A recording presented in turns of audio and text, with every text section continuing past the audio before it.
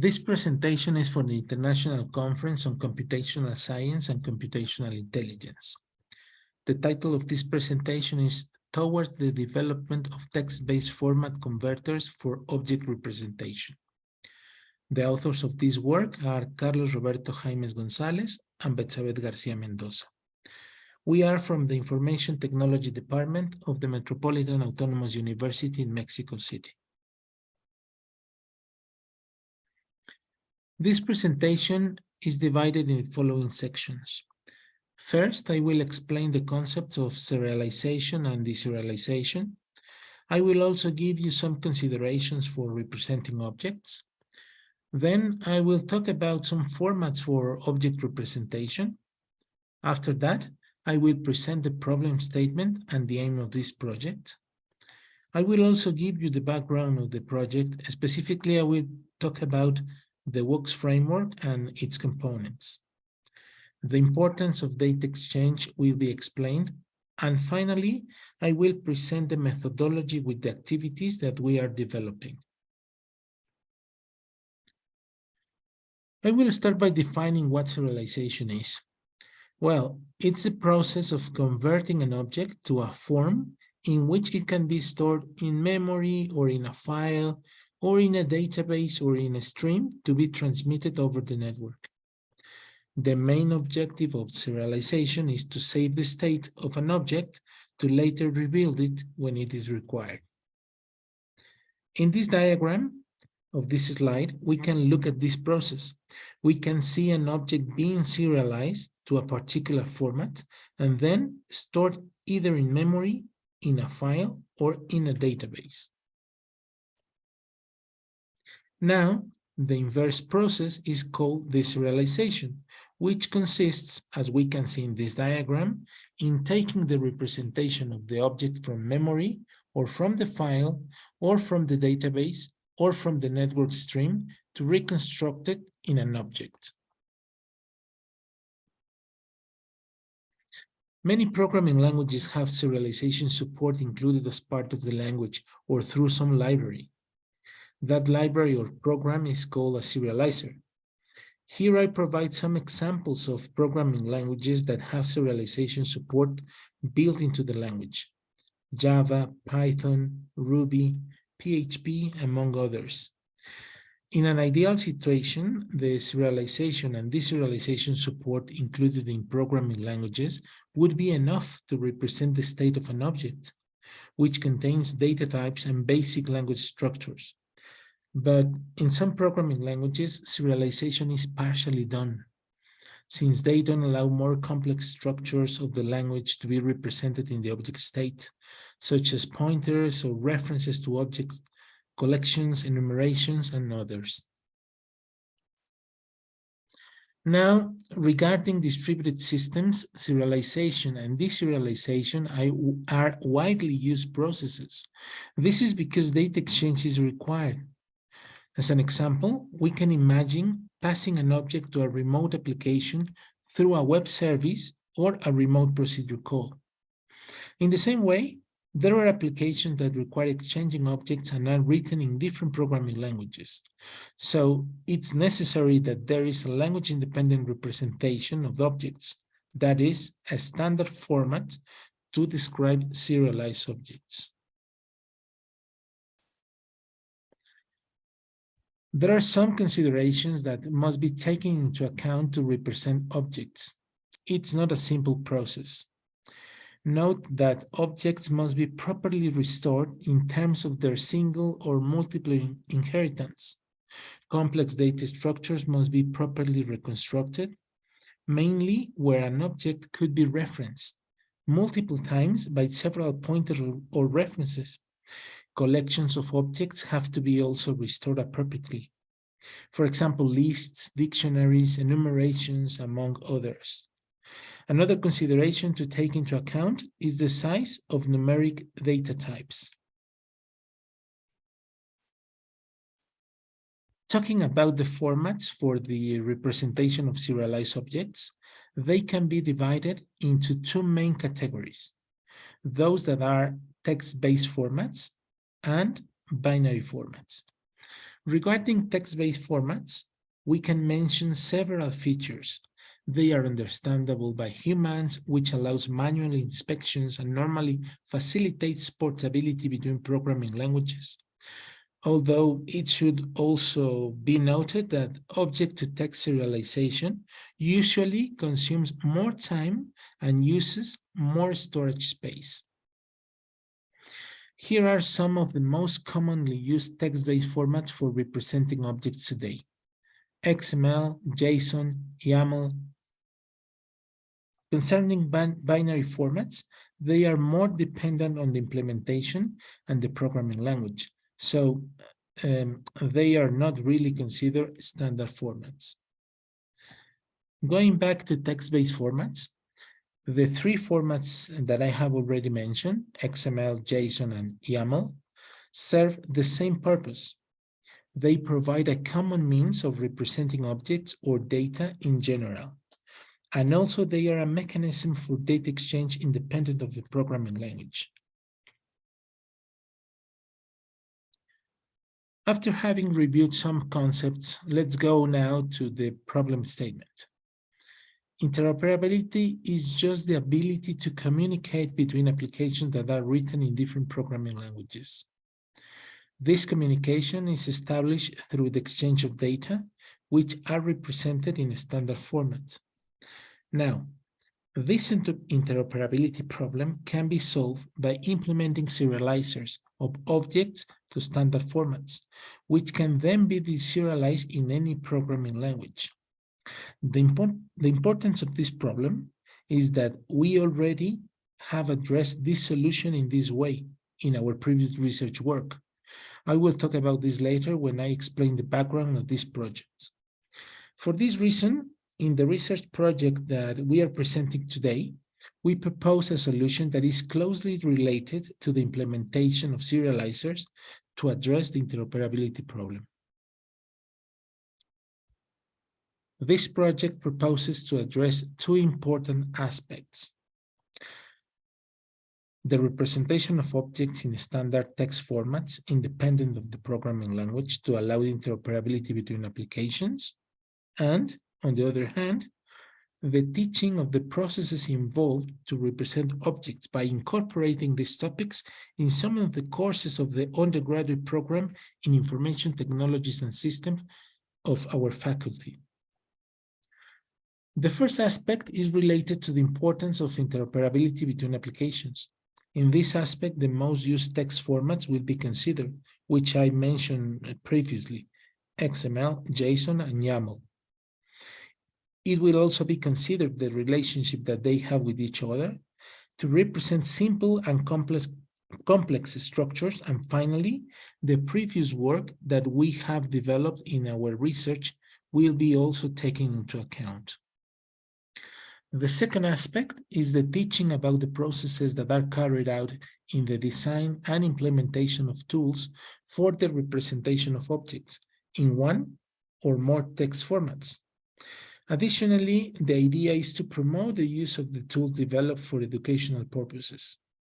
This second aspect is relevant for our undergraduate students, since it will allow them to know both the implications and the limitations that exist to achieve interoperability between applications, in addition to being able to use the tools developed to build their own applications.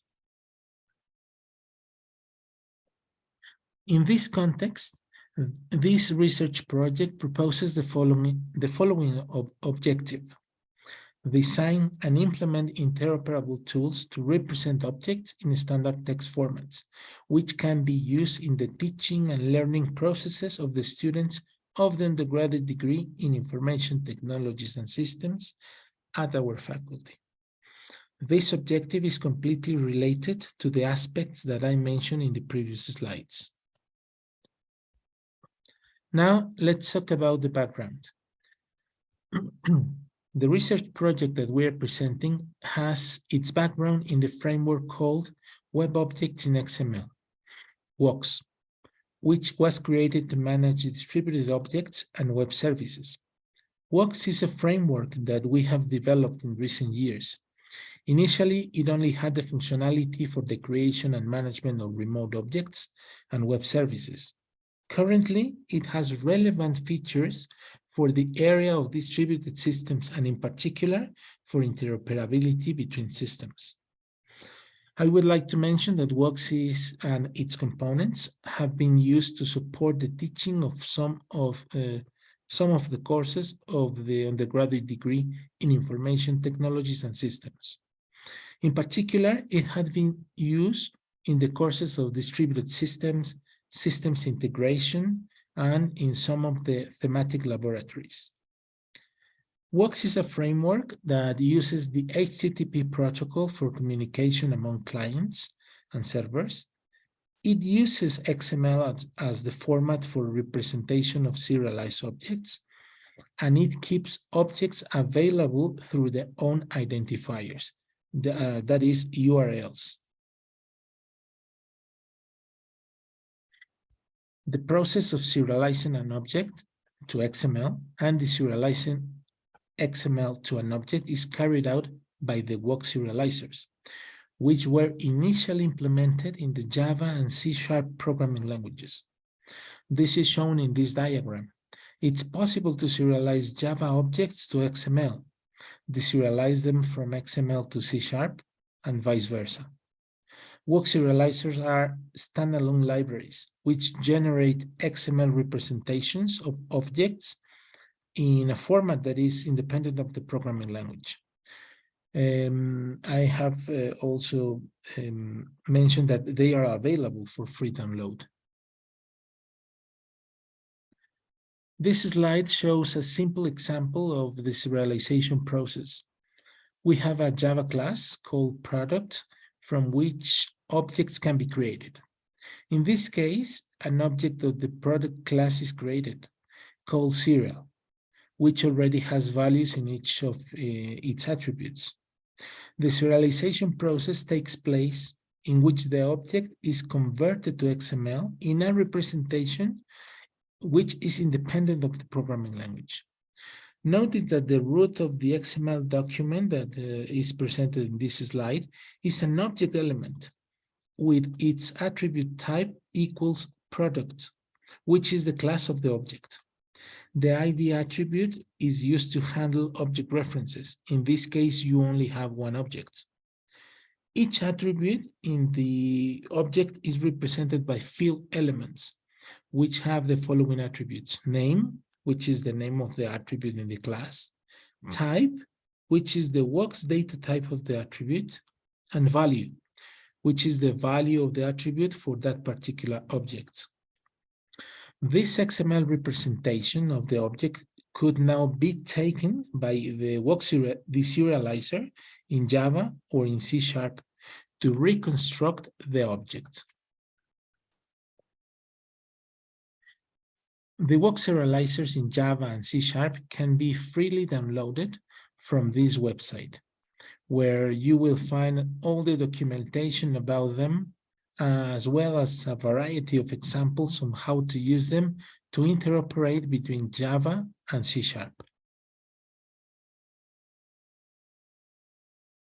Now, I will briefly mention other features that have been implemented for the WOX framework. The incorporation of asynchronous communication for processes, which allows a client to continue its execution without blocking, while the process is running on the server. The creation of a web monitor for asynchronous methods, which allows client programs to monitor the processes that are being executed on the server. The inspection and navigation of objects through a web browser, which allows traversing objects using XPath expressions, which are like regular expressions. Also, the visualization and execution of methods through a web browser, which allows to provide parameters through a web interface and execute them on objects that are in a WOX server. Two additional serializers and deserializers were designed and implemented in the Python and PHP programming languages, and two websites were built with the documentation and examples of their use, from where they can also be freely downloaded. Here are the websites. Finally, talking about the WOX framework, there is interoperability among 4 programming languages, as we can see in this diagram: Java, C#, Python, and PHP. There are WOX serializers and deserializers in these 4 languages, which generate object representation in XML and are independent of the programming languages. The research work described up to this point summarizes the background of the research project that we are presenting. On the other hand, there are various studies that highlight the importance of data exchange among applications written in different programming languages, which reside on different devices and platforms.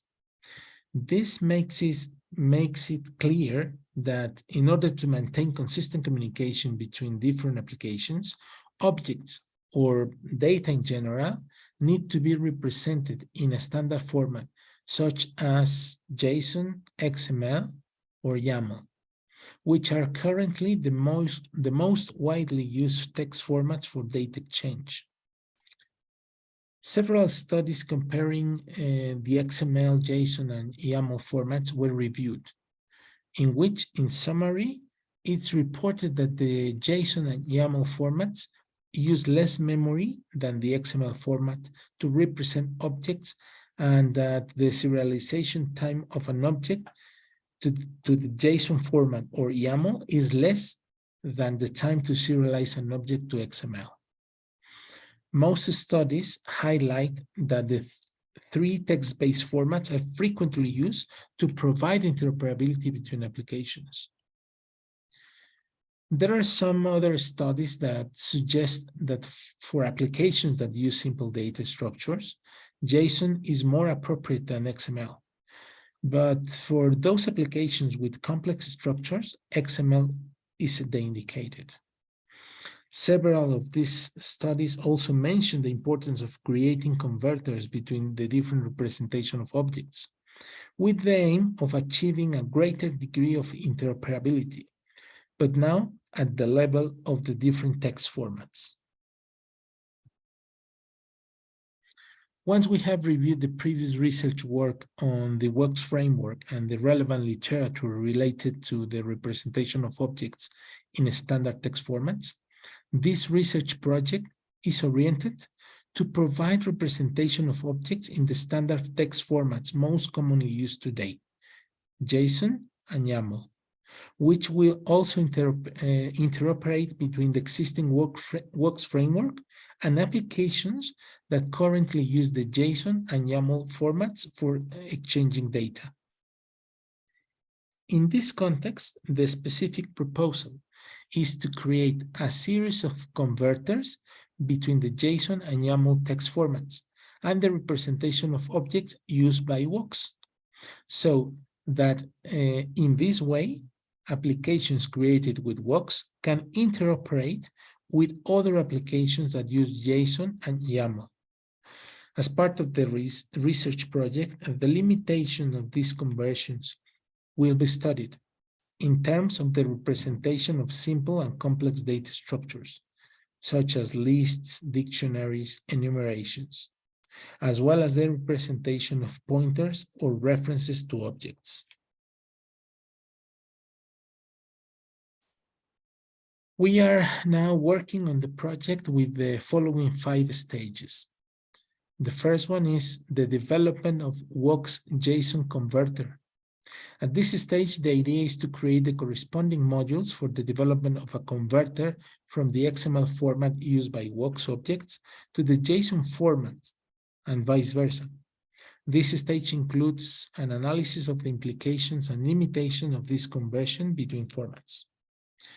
The second stage is the development of WOX YAML converter. In the same way as in the previous stage, the idea is to create the corresponding modules for the development of a converter from the XML format used by WOX objects to the YAML format and vice versa. An analysis of the implications and limitation of this conversion between formats will also be included. The third stage is the converter tests.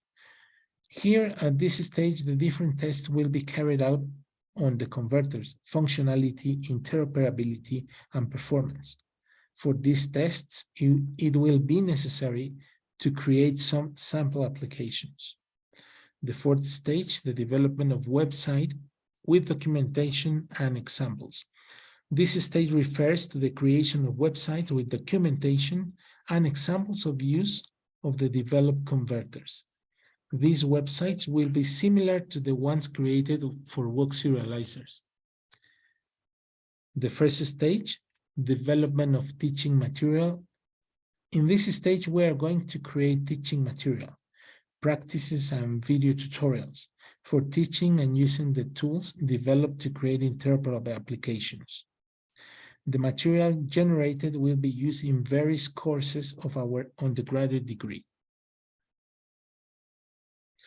Well, thank you very much for your attention.